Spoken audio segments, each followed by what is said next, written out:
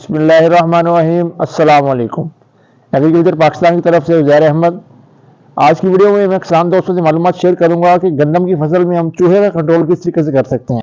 या इसके साथ मुख्तलिफ फसलात हैं, जब वो फल बनाने के करीब आती हैं तो उन पर हमलावर होकर उनकी पैदावार में नुकसान का बायस बनता है, क्योंकि ये पौधों को डैमेज कर देता है, पौधों को तोड़ देता है, पौधों की जड़ों को ख़राब करता है, जिसकी वजह हमारे खेत के अंदर पौधों की तादाद कम हो रही होती है और हमारी जो पैदावार है वो कम आ रही होती है।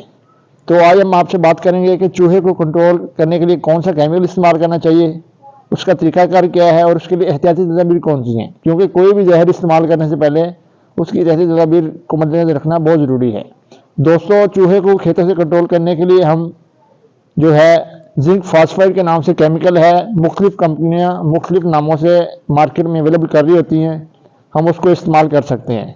इसको इस्तेमाल करने का तरीकाकार ये है कि आप मुख्तलिफ चीज़ें हैं खाने वाली, जैसे अमरूद पे, आलू पे, या इसके साथ साथ और कोई भी आप जो खाने वाली फूड आइटम है उसके टुकड़े करके उसके ऊपर जिंक फास्फाइड तकरीबन 10 ग्राम की पैकिंग में मार्केट में मिलता है, उसको आप छिड़काव करके या उसके अंदर वो पाउडर जो है थोड़ा सा मिला के आपने क्या करना है कि जो आपके खेत हैं उसकी जो अंदर वाली बट्टे हैं उन पर भी आपने बिखेर देना है और जो बाहर वाली मेन बट्टे हैं उन पर भी बिखेर देना है।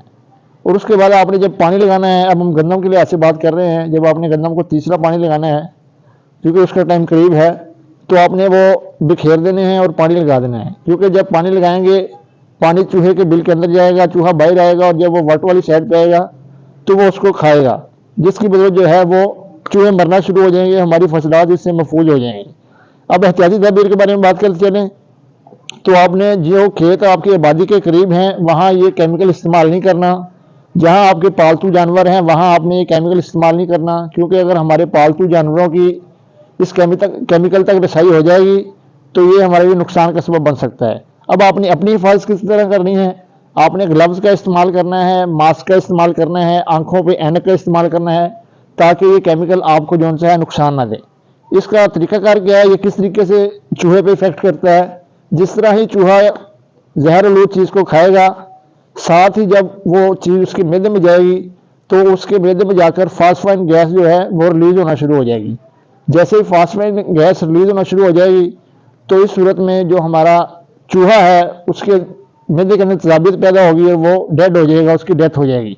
इस तरीक़ाकार से हम अपने फसलों को चूहे के नुकसान से बचा सकते हैं। तो उम्मीद है हमने जो वीडियो बनाई है आपको समझ आ भी होगी। मिलते हैं किसी नई वीडियो के साथ। गुजारिश है चैनल को लाइक करें, सब्सक्राइब करें। अल्लाह ने के बाद।